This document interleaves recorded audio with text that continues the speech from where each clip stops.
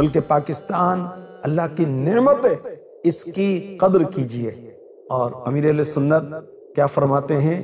ہمیں پاکستان سے پیار ہے۔ کیوں نہ پیار ہو کہ ہمارا ملک عزیز ہے، اس میں ہم بآسانی قرآن و حدیث کے مطابق، اللہ اور اس کے رسول کے احکامات کے مطابق زندگی بسر کر سکتے ہیں۔ یاد رکھیں، جب اللہ پاک کی طرف سے کوئی نعمت ملتی ہے تو اس کی یاد منائی جاتی ہے، اور یہ شرعاً جائز ہے۔ جشن آزادی منانے کا مقصد ہے کہ اللہ کی نعمت آزادی کا شکر ادا کیا جائے، مگر شکر کے تقاضے کو بھی یاد رکھا جائے۔ جس نے نعمت دی اس کی اطاعت کریں، اس کی فرما برداری کریں۔ اب دیکھیں کہ نعمت والا دن، یوم آزادی، انڈیپینڈنس ڈے، یہ شکر گزاری کا دن ہے، یہ دعاؤں کا دن ہے، یہ صدقہ و خیرات کرنے کا دن ہے، اور اپنے ملک عزیز، ملک پاکستان کی تعمیر کا عزم کرنے کا دن ہے۔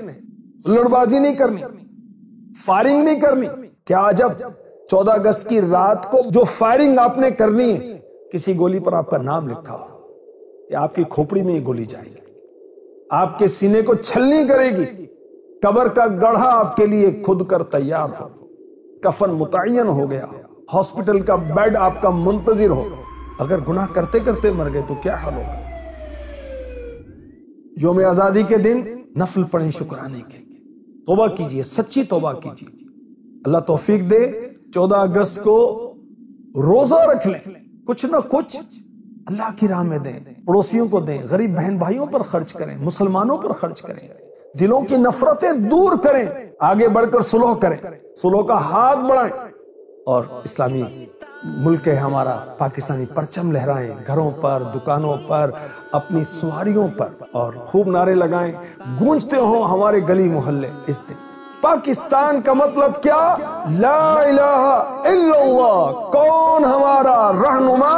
محمد الرسول اللہ صلی اللہ تعالی علیہ وسلم۔